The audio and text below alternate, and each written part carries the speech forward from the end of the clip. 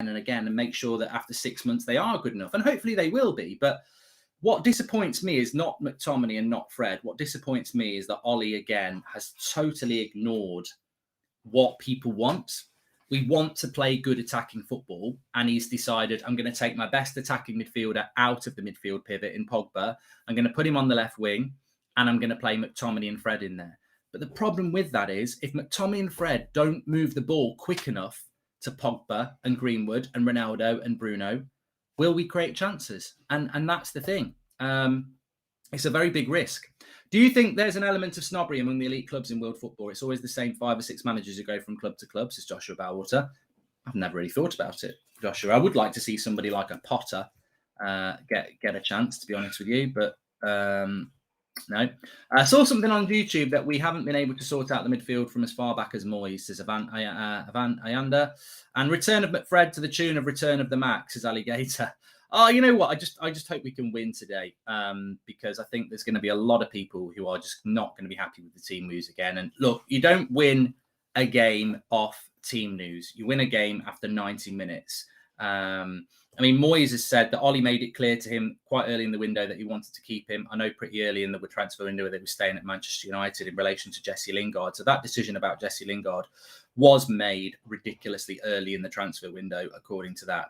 But the Manchester United starting 11 is De Gea, Wan-Bissaka, Varane, Maguire, Shaw, Fred, McTominay, Greenwood, Bruno, Pogba, and Ronaldo. So no place for Jadon Sancho. Scott McTominay comes straight back into the team, despite Solskjaer saying in midweek that he hoped to have him back by the end of the month. He's straight back into the team. He plays with Fred.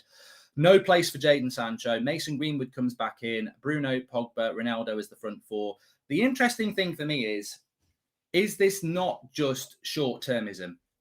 That's the question I would ask. Is this not just short-termism? Because a lot of people are getting very angry in the chat. I sort of understand it. I do. I said last season, if he kept going with McFred, I'd end up being Ollie out. Well, I can't be Ollie out before a bloody ball's been kicked. But if we lose today with this lineup, then there is a big, big reason for me to start wondering about this manager. So I'm praying it's not going to happen. I'm praying we're going to win, because I can't go back on what I said at the end of last season.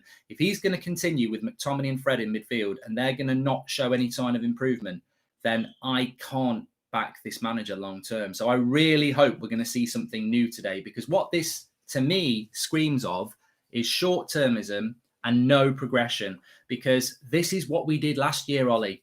This is what you did last year. You just put them in the midfield and ask them to do a job, which is not a creative job. It's a defensive job. And our away record's fantastic, by the way. We've got a brilliant record away from home, but we've got a lot of clean sheets. That, to me, doesn't suggest that that's a team that goes away from home trying to win. That's a team that goes away from home trying to not concede and nick a goal. And we've got the quality to do that. But it's pragmatic football, isn't it? But also it screams of short-termism, because what happens when Rashford's back? What's the long-term plan with Jadon Sancho? Pogba's back on the wing again, and there's no doubt that Pogba's creativity on the wing is absolutely fantastic. But when Rashford's back, what are you going to do with Paul Pogba? You're going to have to put him into the midfield pivot. So why are we not doing that now? Why are we going for short-term fixes in a season where we're trying to win a title? And again, it just feels like, to me, we've lost the game, and he's bottled it and gone straight back to McTominay and Fred. Now, we can win. We can win this game. We've won plenty of games with McTominay and Fred. Nobody should be under any illusion that we can't win this game today. And I still